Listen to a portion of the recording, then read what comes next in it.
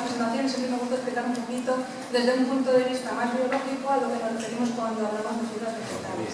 Y estos no son más que células que lo que hacen es tienen unas funciones de sostén y de transporte de agua y nutrientes a lo largo de las plantas y que se han utilizado a lo largo de la historia, de la prehistoria, como vamos a ver a continuación, para realizar todo tipo de utensilios que están relacionados con las actividades diarias.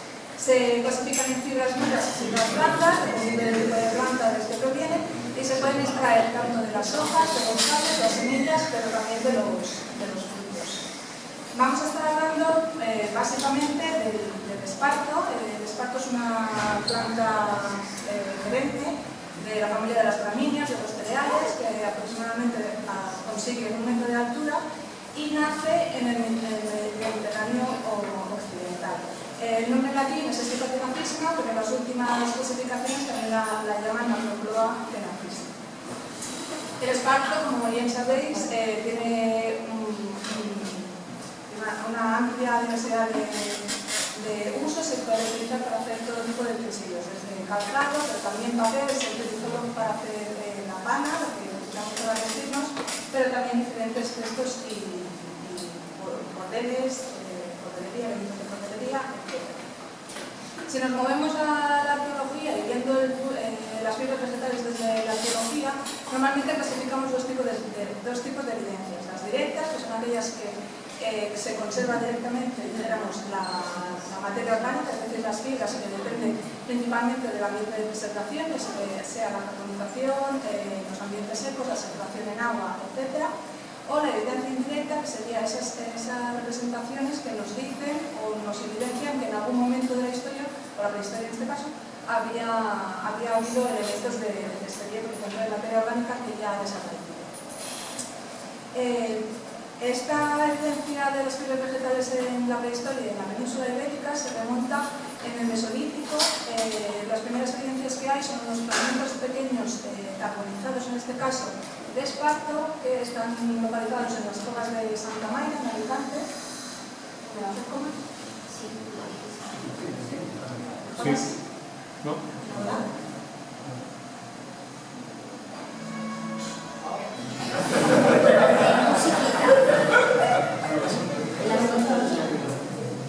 Música de ambiente. Y cuando tú hablas es ahorita, ¿no? ¿Qué tal?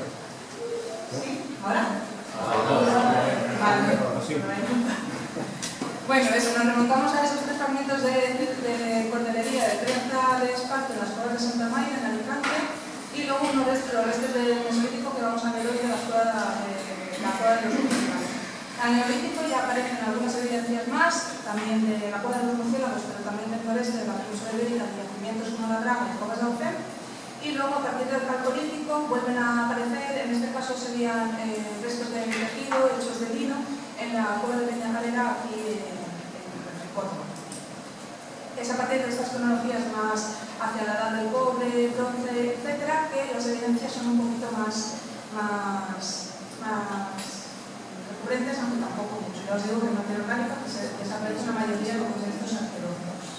La cueva de los murciélagos, lo voy a pasar muy rápido, es la cueva que nos ha presentado Paco antes, está una en el municipio de Alpuñol, en el barranco de las Angosturas, o la Aldaya, depende de cómo se conoce, en la zona a unos 7 kilómetros de la línea de costa actual.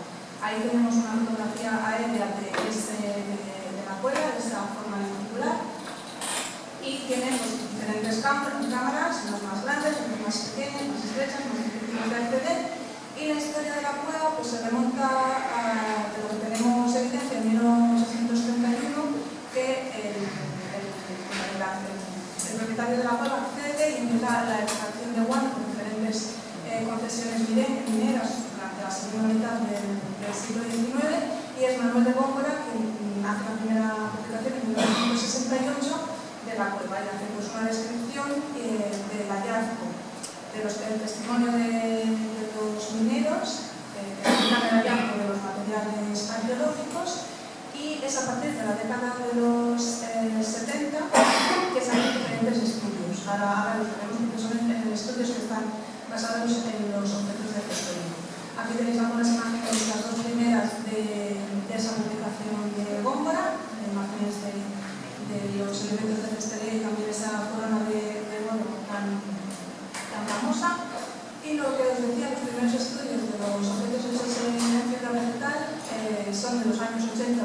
y de 1996, por Carmen Alfaro, los dos primeros, y Carmen Cacho y otros colegas en 1996. Lo que hacen pues, es una descripción tipológica y tecnológica de los objetos de cestería, y en el 96 se hacen las primeras dataciones radiocarbónicas de los objetos de cestería y se hace una descripción de las decoraciones geométricas que tienen algunos de los vestidos. Es a partir del 2022 que vamos desarrollando este proyecto Muntermul, el proyecto Murciélagos, que también nos ha invitado antes Paco. Vamos por el segundo, pero básicamente valorizar el yacimiento, analizar los materiales que llevan los 150 años mínimo depositados en los museos, documentar la calidad y hacer por primera vez, ya llevamos 4 campañas de excavación arqueológica y básicamente pues, poner en valor el yacimiento y crear pues, datos científicos de interés para la comunidad.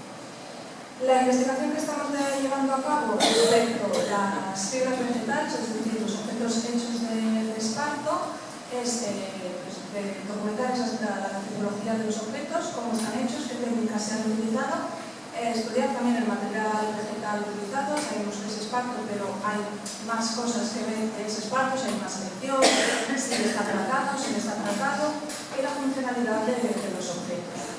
Como os decía, los dos primeros trabajos de los años 80 y 84 por Carmen Alfaro trabajaron básicamente en los dos primeros puntos, así que básicamente nos estamos centrando en esos dos últimos puntos que os decía. Aquí tenéis algunas imágenes del archivo del MAN, del Museo Arqueológico Nacional, de la exposición de los materiales en diferentes momentos del siglo XIX.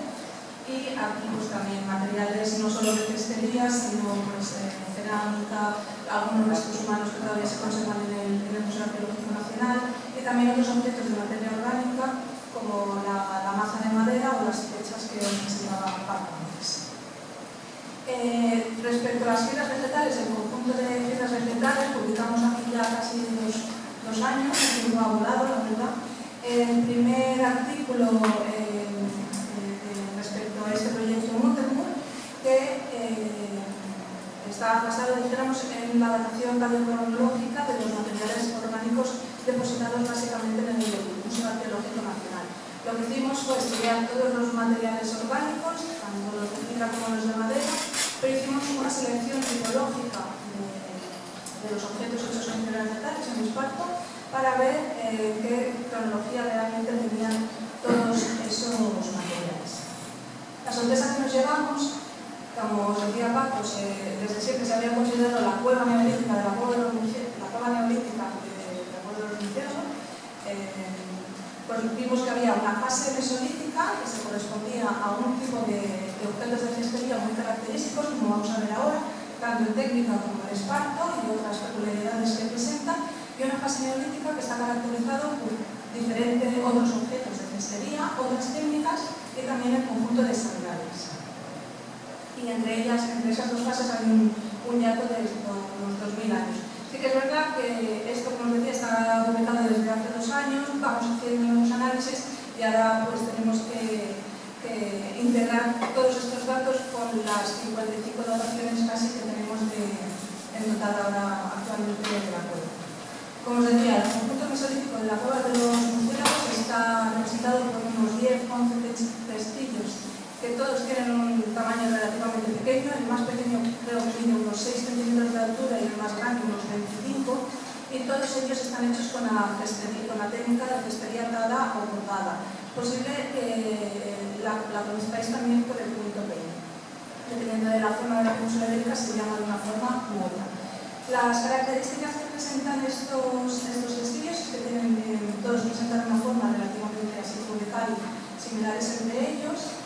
Se diferencian entre ellos por la forma que están empezados en la parte de la base, pero además algunos de ellos, si no todos, presentan decoraciones geométricas que están hechas con fibras teñidas, con fibras de esparto.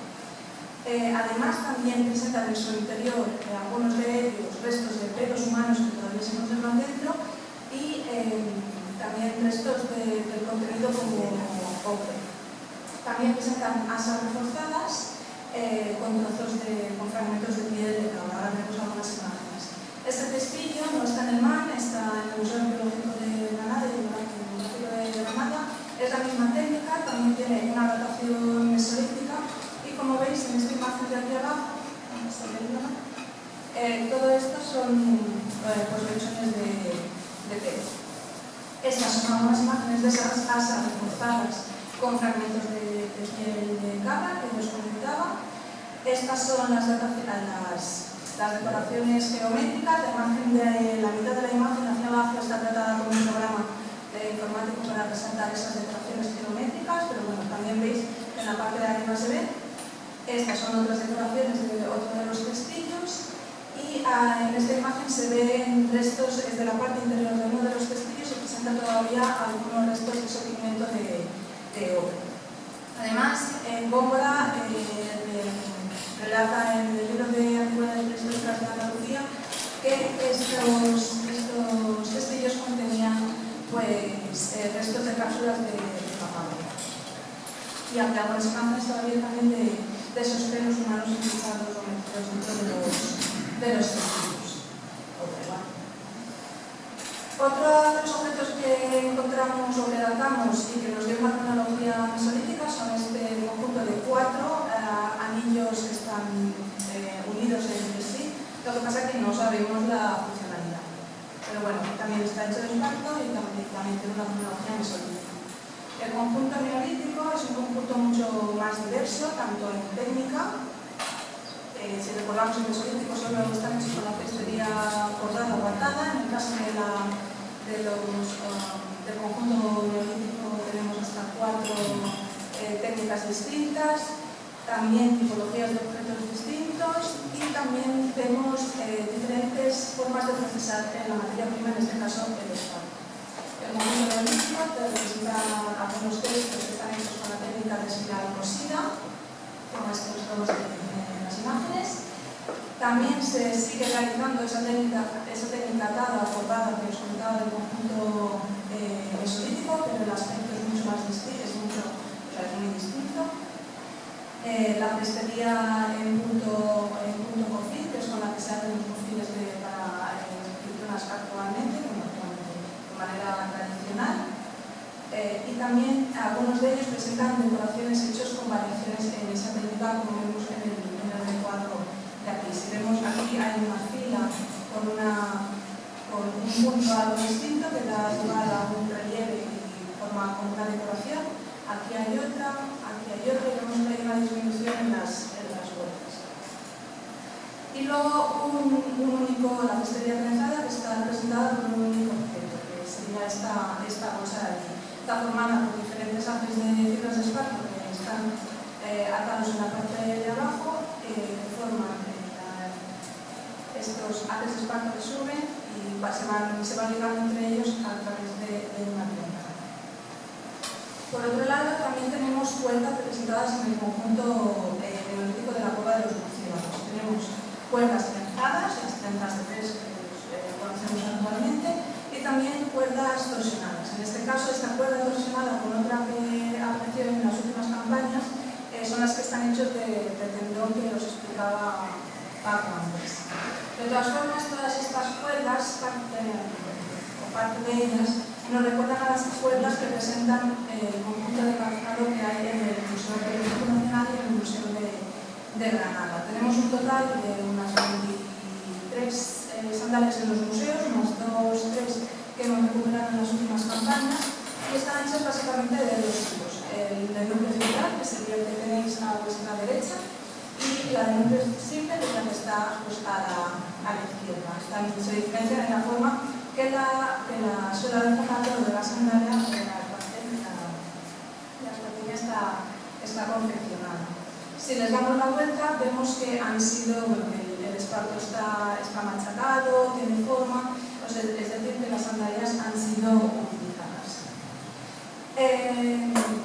Aunque la cueva de los murciélagos ha sido un lugar de enterramiento, es verdad que no tenemos, en los museos no hemos encontrado la cantidad de huesos que esperaríamos referentes al número de individuos que fueron depositados como Góngora relata en su libro de antigüedades prehistóricas de Andalucía. Entonces, independientemente de esa conservación de los huesos, el conjunto de zapatos nos da información también de la población. Entonces, la información que nos puede dar es sobre el tamaño del pie y, por lo tanto, extrapolar la altura de las personas, la lateralidad, si son pares, o sea, si son derechas, de la derecha a la izquierda, y confeccionar los posibles pares, incluso el número mínimo de individuos o otros aspectos biomecánicos de la población.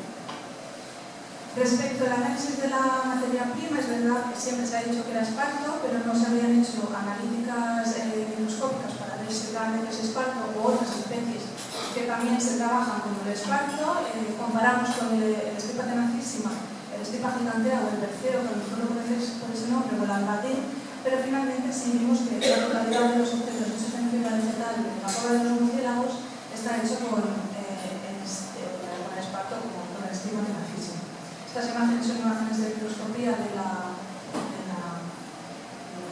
esparto, de las hojas, y estas también, microscopía óptica electrónica, diferentes metodologías. Y lo que nos interesa también ver de los objetos hechos de fibra vegetal de la cueva de los murciélagos es caracterizar la cadena operativa de la materia prima cómo se ha procesado esa materia prima. Entonces, de una manera tradicional, el esparto se recoge durante los meses de verano con ayuda de un objeto que se llama caliza, cogedera, dependiendo de la zona de la península ibérica. Se deja secar, pero también se puede cocer o picar, ¿vale? O bajar. Entonces, lo que intentamos ver todos estos pasos en los objetos arqueológicos. Este sería lo que es una caliza o una cogedera, y como está aquí. Actualmente, o de manera tradicional, en un principio serían de madera, pero luego ya pasarían a ser de metales. Estas serían estas zonas de secado del esparto para dejar que se seque, pero también cambie de color y coja ese color amarillo característico que vemos ahora en los objetos. Una maza que debería ser de una manera muy dura, como por ejemplo la encina. El enriado o la cocción, que es dejarlo en agua dependiendo del artesano más o menos días, más o menos semanas. Hay gente que dice 3 semanas, un mes, 2 meses, todo depende. Puede ser en agua estancada, pero también agua corriente. Y luego también de una manera más industrial también se procesa el esparto con estas picaderas automáticas. Pero bueno, todo este procesado de la materia orgánica hemos visto que tiene que estar relacionado no solo con el objeto que tú quieres hacer de esparto, sino también la técnica que vas a utilizar para hacerla y la función de los objetos. Por lo tanto, con las características finales de todo el objeto que vas a hacer. En estas imágenes vemos como una transición de ese esparto crudo, que no ha sido procesado, hasta el esparto más procesado. Estos son objetos de la cueva de los murciélagos, unas fotografías en detalle. Estas son las mismas, pero son fotografías de microscopía electrónica en la que vemos que las características anatómicas de la planta se van perdiendo, se van modificando. Y lo que hemos visto es que los objetos hechos durante el Mesolítico no están hechos con esparto crudo, que no ha sido picado o marcado.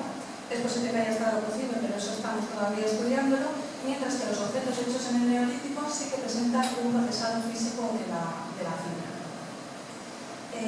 Estas son fotografías etnográficas. El esparto, cuando se recoge, tiene la parte más basal, es decir, la que toca al suelo, y seca, genera este tipo de gancho, y lo que hacemos también es caracterizarlo dentro del conjunto de fibras vegetales del yacimiento. Algunos de ellos presentan estas cabezas del esparto cortadas, pero en algunos casos, como es aquí dentro, se siguen estando. Por tanto, sabemos que el esparto de la cueva de los murciélagos sabemos ver toda la marca.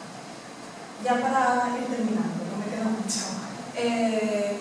Para contextualizar un poquito todos estos objetos de la cueva de los murciélagos y ponerla en su sitio en cuanto a la conservación de la materia orgánica, como os decía, en las cuevas de Santa Mayra hay unos trocitos de tren catacolizada, que sí que están en sus espacios, son más antiguos, pero también presenta impresiones en arcilla de objetos hechos con fibras vegetales, es decir, de cestos en este caso, que coinciden técnica con la que tenemos en el conjunto mesolítico de la cueva de los murciélagos.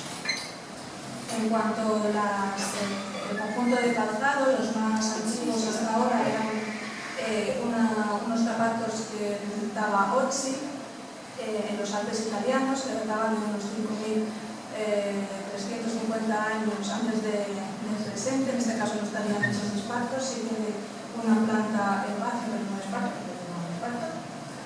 Y otro ejemplo de calzado sería de una cueva en Armenia, pero en este caso estaría hecho de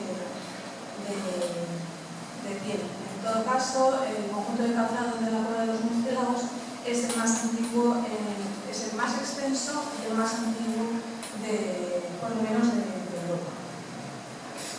Respecto a la funcionalidad de estos objetos, vemos que los objetos del Mesolítico no tienen unas trazas de uso claramente o visibles a simple vista, hay que estudiarlo un poco más, pero que lo relacionamos más a esas ofrendas funerarias del depósito de las personas que fallecieran. Mientras que en el Neolítico, aunque sí se depositaron después con esas personas, también fueron utilizados durante la vida por los usuarios, ya que vemos trazas de uso, como os explicaba, y es un caso muy claro el de las sandalias.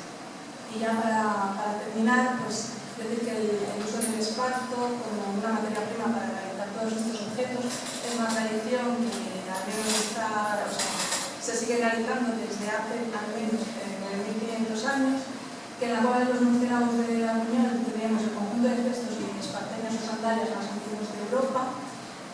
La diversidad de técnicas que hay en el Neolítico, también de procesado de la materia orgánica, pero